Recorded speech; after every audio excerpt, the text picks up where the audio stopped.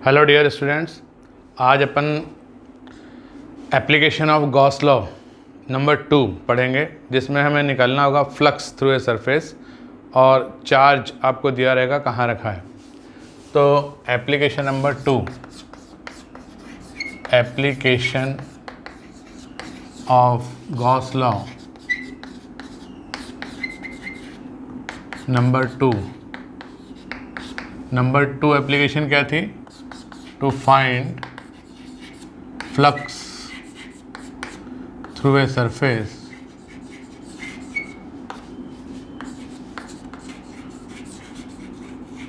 when charge location is given। तो ये है हमारी एप्लीकेशन नंबर 2। अब देखिए, सबसे पहला केस अपन ने लिया कि find flux through a cube inside which point charge q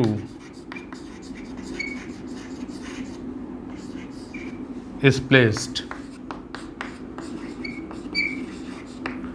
तो ये तो बहुत ही आसान है। गॉस लॉ कहता है कि total flux coming out of a closed Gaussian surface is equal to net charge inside divided by epsilon 0। तो आंसर क्या होगा? Phi is equal to q upon epsilon 0। ये ज़रूरी नहीं है कि सेंटर पर ही हो, अंदर कहीं भी हो। तो इसमें फिर केस 2 बनाया, इसका बी पार्ट बनाया कि if charge is at the centre of cube, find flux through each face of cube। तो देखिए, अब ये पॉइंट चार्ज सिमेट्रिकली प्लेस्ड है। जो भी इसकी 6 फेसेस हैं उससे इक्वल फ्लक्स बाहर निकलेगा, क्योंकि वो all the 6 faces are symmetrically located with respect to the centre of cube. तो flux through each face, total flux जो निकल रहा है ना, उसका 1/6 हो जाएगा। अब टोटल कितना निकल रहा है? Q upon epsilon 0 divide by करेंगे 6, तो कितना आएगा? Q upon 6 epsilon 0। बहुत ही सिंपल केस है ये। क्लियर? नेक्स्ट, एग्जाम्पल 2 में हमने क्या करा कि बताया कि एक ऐसा एरिया है स्क्वायर, उसकी साइड है 2a/2a और उसके सेंटर से a डिस्टेंस पर एक पॉइंट चार्ज q रख दिया। तो आपको निकालना है find flux through the square. तो गॉस लॉ लगाने के लिए इसको क्लोज्ड सरफेस में कन्वर्ट करो। तो एक क्यूब ऐसा फॉर्म करो और उसके सेंटर पर ये चार्ज पहुंच जाएगा। Isn't it?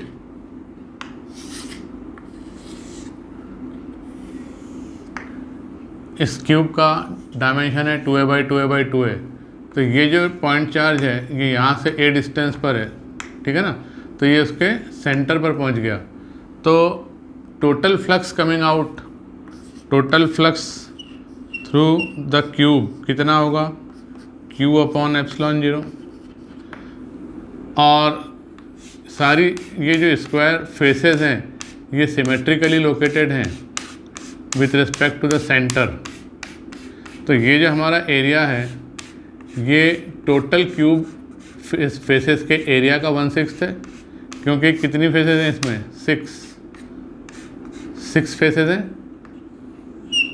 तो इस से निकलने वाला flux, required flux through square area 1 square face, इसका 1/6 हो जाएगा, ठीक है ना। तो ये 6/Q/6ε0 ऐसा आ गया। इसी प्रकार का एक क्वेश्चन बनता है कि एक स्क्वायर है,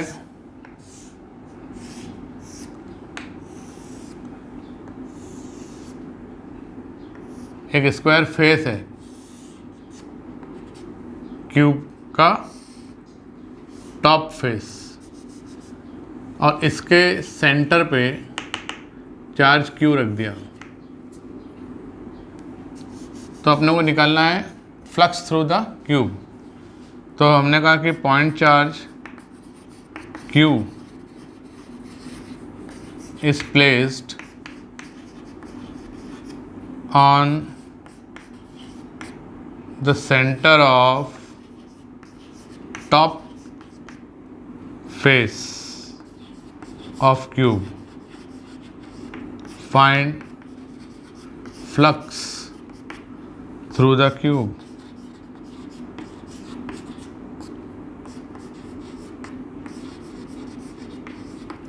तो देखिए यहाँ से जो इलेक्ट्रिक फील्ड लाइंस चलेंगी, टॉप फेस की बात कर रहा हूँ मैं, तो ये तो टेंजेंशियल है, तो कोई फ्लक्स इस फेस से तो क्रॉस नहीं हो रहा, तो बाकी के 5 फेसेस से तो क्रॉस हो रहा है, और वही टोटल फ्लक्स है coming out of this cube, है ना।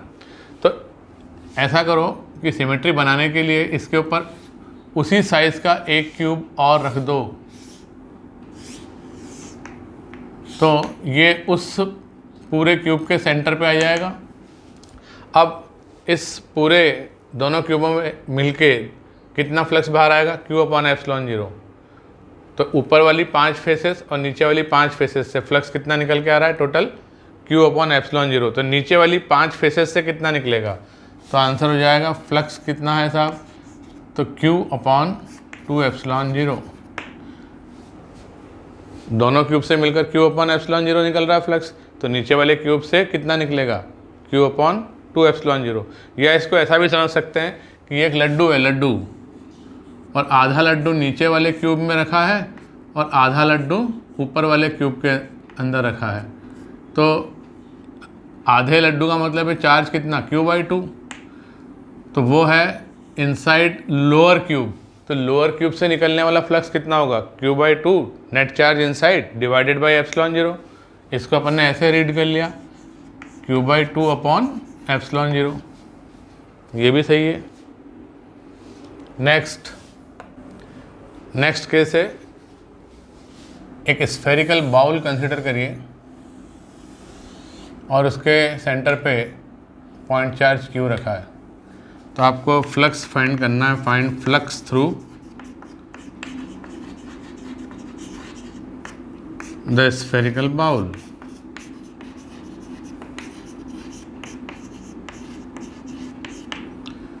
तो इसको करने के लिए देखिए, इसमें से ये जो कर्व्ड सरफेस है ना, इस कर्व्ड सरफेस से ही फ्लक्स बाहर आना है, क्योंकि जो टॉप माउथ है इसका, उस फेस से तो वैसे भी टेंजेंशियल है इलेक्ट्रिक फील्ड लाइंस, तो कोई फ्लक्स इसमें तो क्रॉस हो नहीं रहा।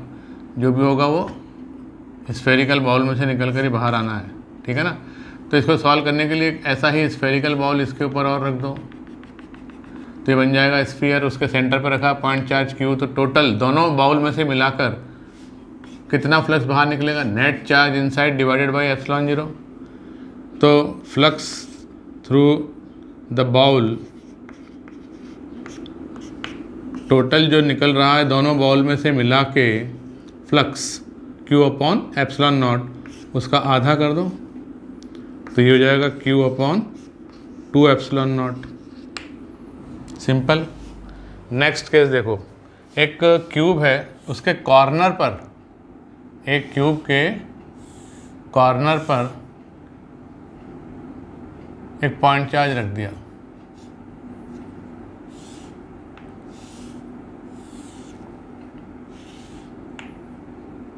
यहाँ रख दिया मान लीजिए,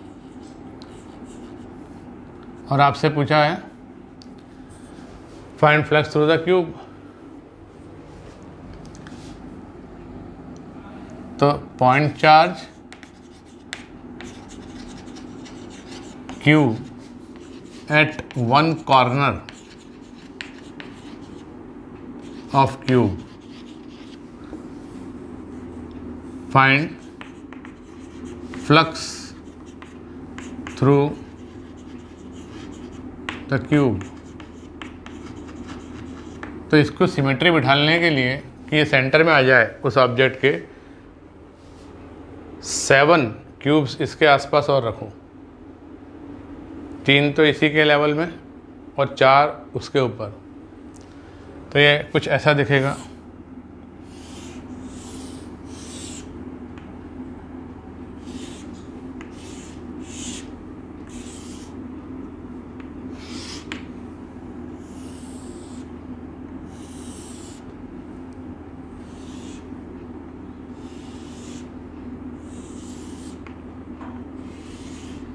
ठीक है ना। तो ये 8 क्यूब्स हो गए और ये वाला हमारा क्यूब है, और इसके वो वाले कॉर्नर पर जो अंदर है, अंदर वाले कॉर्नर पर ये मान के चलो कि हमने रखा हुआ है पॉइंट चार्ज Q।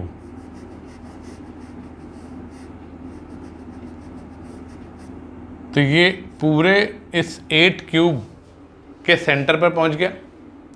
तो 8 क्यूब जो हैं उसके जो फेसेस हैं उससे जो फ्लक्स निकलेगा वो Q अपॉन एप्सिलॉन नॉट है। तो उसका 1/8 इससे निकलेगा। थोड़ा समझना, ये जो चार्ज है ना, इस कॉर्नर पर जो फेस आकर मिल रहे हैं, faces which have this corner common to them, उस पर टेंजेंशियल इलेक्ट्रिक फील्ड लाइन होने के कारण उसमें से कोई भी फ्लक्स नहीं निकलेगा। तो इसके सामने वाली जो 3 फेसेस बची वो सिमेट्रिकली लोकेटेड है इससे। तो उन 3 फेसेस से इक्वल अमाउंट का फ्लक्स निकलने वाला है। मतलब ये जो पॉइंट चार्ज है Q, तो जो हमको एक ये टॉप सरफेस दिख रही है इससे कोई फ्लक्स नहीं, पीछे वाली 2 वर्टिकल है उससे भी कोई फ्लक्स नहीं निकल रहा, जो भी कुछ निकल रहा है ये इससे, इससे और नीचे वाली 3 फेसेस से निकल रहा है। अब टोटल इस क्यूब से कितना निकल रहा है? तो क्यूब से निकल रहा है हमारे Q अपॉन एप्सिलॉन 0 का 1/8 पार्ट, क्योंकि ये 8 क्यूब फेसेस से total Q upon epsilon not निकल रहा है। तो एक फेस जो है उससे कितना निकलेगा? इसका 1/3।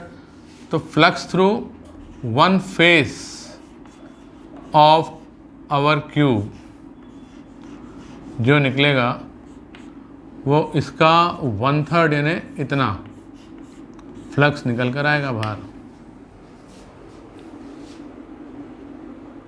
आई बात समझ में?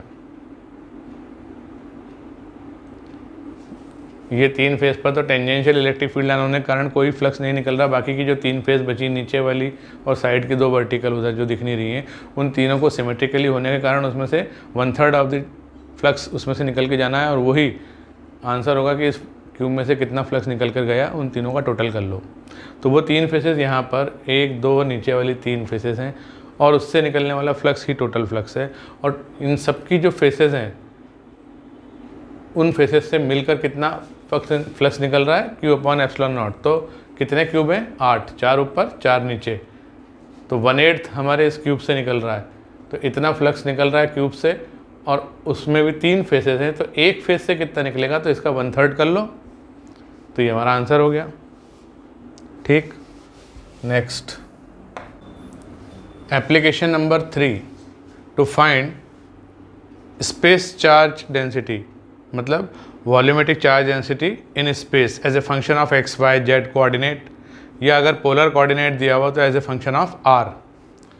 तो एप्लीकेशन नंबर 3, एप्लीकेशन नंबर 3 ये है to find space charge density if electric field intensity is given.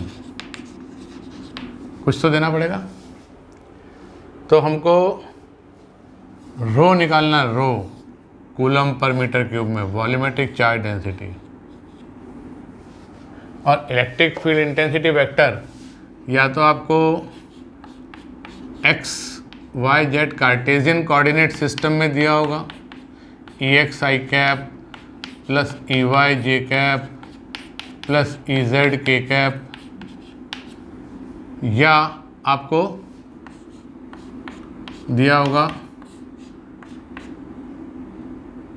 कुछ इसका मैग्नीट्यूड और डायरेक्शन आर कैप। तो इसको रो को निकालने के लिए differential form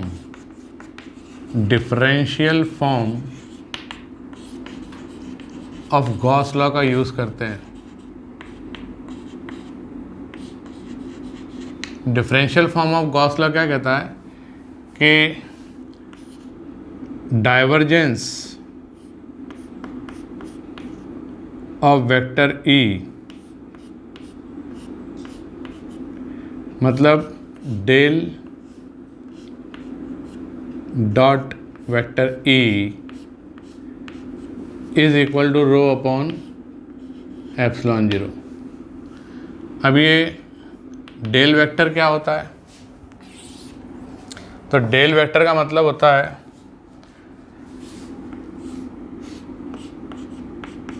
del del x आई cap plus del del Y जे cap plus del del Z के कैप। इसका अपने को डॉट प्रोडक्ट लेना है वेक्टर ई के साथ। तो कैसा दिखेगा? तो ऐसा दिखेगा, डाइवर्जेंस ऑफ ई बताया रो अपॉन एप्सिलॉन नॉट है, तो ये जाएगा डेल डेल एक्स आई cap plus del del Y जे cap plus del del Z के कैप का डॉट प्रोडक्ट ई एक्स आई कैप प्लस ई वाई जे कैप प्लस ई जेड के कैप के साथ, और ये आएगा रो अपॉन एप्सिलॉन नॉट। तो जब डॉट प्रोडक्ट करेंगे तो i cap dot i cap 1 हो जाएगा, तो ऐसा आ जाएगा del del x of E x plus del del y of E y plus del del z of E z is equal to rho upon epsilon naught. ये expression होता है differential form of Gauss law का। और अगर radial vector r के terms में E दिया हो तो हमारे पास एक्सप्रेशन होता है d E upon d r plus 2e upon r is equal to rho upon epsilon naught. ये दो एक्सप्रेशन आपको याद रखना है। Differential form of Gauss law ये कहलाता है। तो जैसा क्वेश्चन दिया हो इसको अप्लाई करना, आंसर आ जाएगा। तो अपन क्वेश्चन करके देखते हैं। तो ये जो स्पेस चार्ज डिस्ट्रीब्यूशन निकालने वाला एप्लीकेशन है, differential form of Gauss law जो मैंने बताया, ये सिर्फ जेईई एडवांस की तैयारी करने वाले बच्चे इस पर काम करें। बाकी जेई मेन और नीट में ये पूछे जाने की संभावना नहीं है। तो एरडो का एक प्रॉब्लम इसमें बताता हूँ मैं कि उसमें दिया है कि potential, electric potential varies with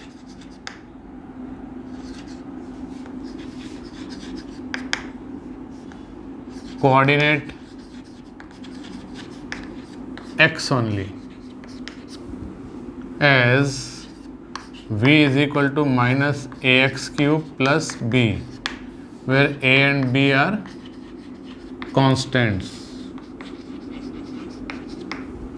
तो आपको फाइंड करना है स्पेस चार्ज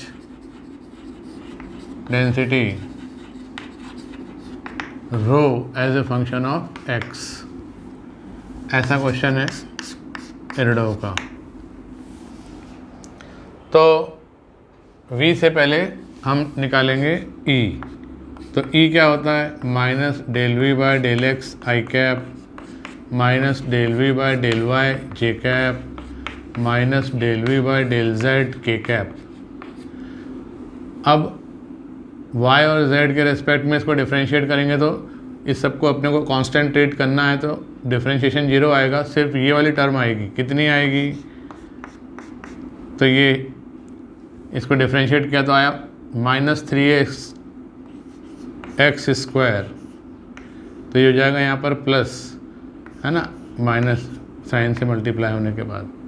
तो ये ई एक्स ही है, ई वाई क्या है? जीरो, ई जेड क्या है? जीरो। अब हमारे पास जो इक्वेशन है वो कहती है del e x upon del x plus del e y upon del y plus del e z upon del z is equal to rho upon epsilon naught. तो del e x upon del x, इसको e x को 3ax square को जब differentiate करोगे with respect to x तो कितना आएगा? 6ax आएगा। इस वैल्यू को वहाँ पुट कर दो तो ये हो जाएगा 6ax is equal to rho upon epsilon naught. तो rho is equal to 6a epsilon naught x, ऐसा रो प्रोपोर्शनल टू x। ये हमारे पास आंसर आ गया स्पेस चार्ज डेंसिटी। ठीक है,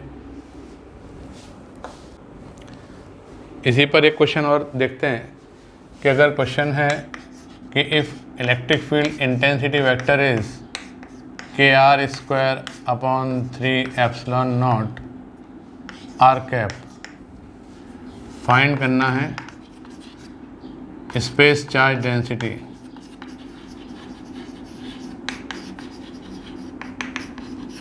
रो as a function of r. ये आपका हो गया क्वेश्चन। तो answer differential form of Gauss law d e by d r plus 2e by r is equal to rho upon epsilon naught. अब यहाँ से देखो मैग्नीट्यूड कितना है इसका, e कितना है? K r square upon 3 epsilon naught. तो जब अपन d e by d r निकालेंगे तो ये कितना आएगा? 2kr upon 3 epsilon not. अच्छा, फिर 2e बाई आर निकालेंगे तो वो कितना आएगा? तो 2e मतलब 2 into k r square upon 3 epsilon naught, और एक r और है तो इसको सिंप्लीफाई करोगे तो ये 2kr अपॉन 3 एप्सिलॉन नॉट ऐसा आ रहा है। दोनों की वैल्यू सेम ही आ रही है, रख दो यहाँ पर। तो 2kr upon 3 epsilon naught plus 2kr upon 3 epsilon naught is equal to rho upon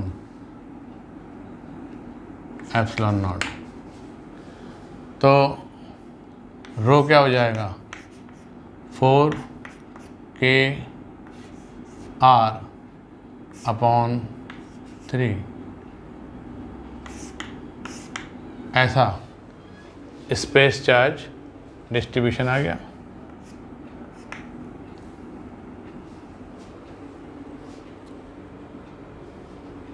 ठीक है, तो कभी कभी कुछ चीज़ें आपको ऐसा लगेंगी कि भाई ये तो थोड़ा सा एक्स्ट्रा नॉलेज हो रहा है, कठिन है, तो जेई एडवांस वाले बच्चों के लिए भी अपन कवर करते हुए चल रहे हैं, क्योंकि देखिए जो थ्योरी है वो जेई मेन, जेई एडवांस और नीट सबके लिए लगभग सेम है, 95% कॉमन है। तो अपन सारा ही थ्योरी में कवर करके चल रहे हैं चीज़ों को। क्वेश्चन प्रैक्टिस की जब बात आएगी तब उनके डिफरेंट अप्रोच हो जाएंगे। अब देखिए सॉलिड एंगल की बात करता हूँ। सॉलिड एंगल क्या होता है, तो ये तो सबने सुना है, चाहे जेई वाला हो चाहे नीट वाला हो, इसको अपन कैपिटल ओमेगा से डिनोट करते हैं। और ये होता है area intercepted on sphere divided by square of radius. कि मान लीजिए एक ऐसा स्फीयर है और मैं इस एरिया की बात कर रहा हूँ। किस एरिया की? ये वाला जो एरिया है स्फीयर का, इसकी बात कर रहा हूँ। तो ये सॉलिड एंगल एक 3 डायमेंशनल एंगल होता है। ये एंगुलर डाइवर्जेंस ऑफ कोन को नापने के काम आता है। तो यहाँ इसके सेंटर से ये जो 3 डायमेंशनल एंगल है ये सॉलिड एंगल है, इसका रेडियस है मान लो r।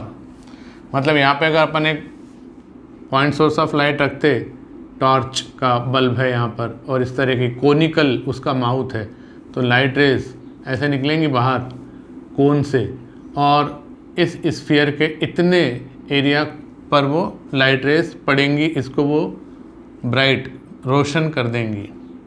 तो ये वाला एरिया लेना है अपने को। इस एरिया को मैंने कहा A। तो सॉलिड एंगल ओमेगा क्या हो जाएगा? ओमेगा हो जाएगा this area A divided by r square. ठीक है। दूसरी बात, अगर मैं इस ओमेगा को बढ़ाता जाऊँ तो ये एरिया भी बढ़ता जाएगा और ये हेमीस्फीयर बन जाएगा। जब ये ओमेगा बढ़ते बढ़ते ऐसा इस शेप में आ जाएगा। तो अगर हेमीस्फीयर बन जाता है वो, तो ये जो सॉलिड एंगल होगा ये कितना होगा? तो देखिए ये रेडियस r है, ये रेडियस r है और ये एरिया कितना है? पूरे का 4 पाई r स्क्वायर होता है। आधे हेमीस्फीयर का कितना होगा? 2 पाई r स्क्वायर। तो hemisphere subtends solid angle omega is equal to 2 pi steradian. ठीक है। और इसी प्रकार से स्फीयर, ये हेमीस्फीयर की बात हुई। स्फीयर सबटेंड्स सॉलिड एंगल, इसका डबल 4 पाई स्टेरेडियन। ये कंसेप्ट समझ में आ गया? पूरा इसको आसपास गोल गोल गोल पूरा कर दो, बढ़ाते बढ़ाते पूरा एरिया ले लिया अपन ने, 4 पाई r square divided by r square. तो बचा क्या? 4 पाई स्टेरेडियन। ठीक है। अब हमारे केसेस में हमें ऐसा कुछ देखने को मिलेगा कि मान लीजिए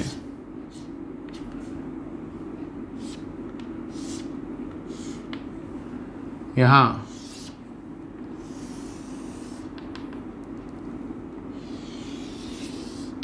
इस पॉइंट पर अपन सॉलिड एंगल देख रहे हैं।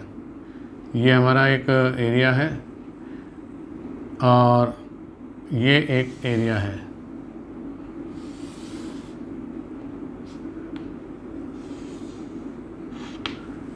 तो ये वाला जो एरिया है ना, इस एरिया की वैल्यू हमें पता है, इस एरिया की हमें वैल्यू पता है। यहाँ पर ये एरिया ऐसा ds वेक्टर हो जाएगा और उसका प्रोजेक्शन ये। तो मान लीजिए कि ये जो एंगल है, ये जो इसके परपेंडिकुलर, ये एक रेडियस वेक्टर है r। तो यहाँ पर एंगल कितना है, ये थीटा है। तो ये जो एरिया होगा ये हो जाएगा ds cos थीटा, इसका प्रोजेक्टेड एरिया। और ये जो प्रोजेक्ट किया अपन ने, ये स्फेरिकल सरफेस बना लिया इस रेडियस r की, ये एक स्फेरिकल सरफेस है, ये एक स्फेरिकल सरफेस है जिसका रेडियस r है, ठीक है। तो ये जो सॉलिड एंगल सबटेंड हुआ ओमेगा, ये हो जाएगा ds into cos theta divided by r square. इस प्रकार से सॉलिड एंगल कैलकुलेट करते हैं। और इसकी ज़रूरत पड़ती है हमको जब CBSE बोर्ड में क्वेश्चन पूछ लेते हैं कि गॉस लॉ को कूलम्स लॉ से वेरीफाई करके बताओ।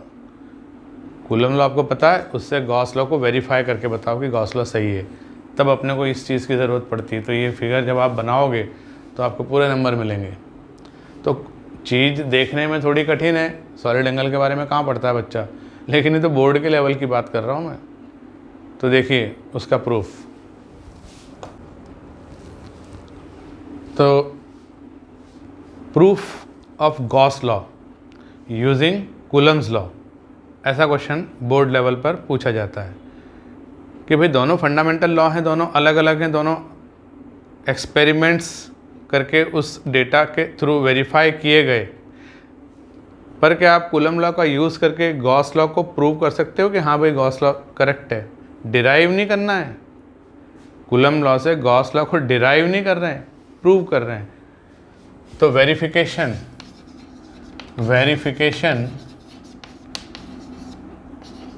of Gauss law using Coulomb's law, ये है बात। तो गॉस लॉ अलग है, कूलम्स लॉ अलग है। पहले कूलम लॉ आया, बाद में गॉस लॉ आया, दोनों फंडामेंटल हैं। अब गॉस लॉ क्या कहता है कि net flux coming out of a closed Gaussian surface is equal to net charge inside divide by epsilon naught. और इस बात को हमें प्रूव करके दिखाना है कूलम्स लॉ से, ठीक है। तो एक क्लोज्ड गॉसियन सरफेस इमेजिन करो और उसमें एक पॉइंट चार्ज Q यहाँ मान लीजिए रखा है। अब इससे निकलने वाला फ्लक्स तो इंटीग्रेट करके निकालना पड़ेगा, छोटे छोटे एरिया एलिमेंट आप कंसिडर करो, dA, उससे निकलने वाला फ्लक्स डिफाई। तो हमने किए dA इमेजिन किया और ये इसके परपेंडिकुलर एरिया वेक्टर ऐसा अपन ने बनाया। और इसके कारण यहाँ पर इलेक्ट्रिक फील्ड की डायरेक्शन कैसी होगी, तो वो तो रेडियली अवे होती है E, तो पॉइंट चार्ज से पॉजिटिव पॉइंट चार्ज से रेडियली अवे होती है। इनके बीच में एंगल कितना है, तो मान लीजिए कि ये एंगल है अल्फ़ा, ठीक है। अब ये डिस्टेंस यहाँ से यहाँ तक r है, तो हम इससे निकलने वाले छोटे से फ्लक्स डिफाई को कैसे लिख सकते हैं, E डॉट dA, मतलब E into dA into cos alpha, ठीक है। अब कूलम लॉ का यूज़ करके यूजिंग कूलम्स लॉ हम क्या लिख सकते हैं कि यहाँ E का मैग्नीट्यूड Q/4πε0 r स्क्वायर होगा। तो डिफाई कितना हुआ, डिफाई हुआ Q/4πε0 r square into dA cos alpha. तो हमने इसको कुछ इस तरह से लिखा, Q/4πε0 अलग and dA cos alpha upon r square अलग। तो ये Q/4πε0 इंटू छोटा सा सॉलिड एंगल आ गया। ये कौन सा सॉलिड एंगल, जो ये डी एरिया एलिमेंट यहाँ सबटेंड कर रहा है क्यू पर, एक स्फेरिकल सरफेस यहाँ प्रोजेक्ट करना पड़ेगी, अभी अपन ने सीखा था, और उसका रेडियस, स्फेरिकल सरफेस का रेडियस कितना होगा, आर। तो ये सॉलिड एंगल डी ओमेगा। अब ऐसे डी ए पूरी फेस पर सब तरफ अपने को लेना है, पूरा सरफेस एरिया कवर करने के लिए। तो ये डी ओमेगा सारे डायरेक्शन में घूमेगा, तो कितना हो जाएगा, जितना कि एक स्फीयर सबटेंड करता है 4 पाई। तो जब आप इंटीग्रेट करोगे तो ये q upon 4 pi epsilon 0 integral of D omega over close surface, तो ये हो जाएगा q upon 4 pi epsilon 0 into 4 पाई स्टेरेडियन, तो ये हो जाएगा q अपॉन एप्सिलॉन नॉट। तो हमने क्या पाया कि net flux coming out is equal to charge enclose divided by epsilon naught. तो ये गॉस लॉ है। इस तरह से कूलम लॉ से गॉस लॉ को वेरीफाई कर सकते हैं। ठीक, आज के लिए इतना काफ़ी है इस वीडियो में। अब अपनी एप्लीकेशन नंबर 4 बच रही है, to find magnitude of electric field intensity for symmetric cases, line charge, cylinder, sphere के आसपास इलेक्ट्रिक फील्ड इंटेंसिटी का मैग्नीट्यूड निकालना है। डायरेक्शन तो अपने आप देखेंगे हम। तो लास्ट एप्लीकेशन नंबर 4 हम नेक्स्ट वीडियो में लेंगे। Thank you very much.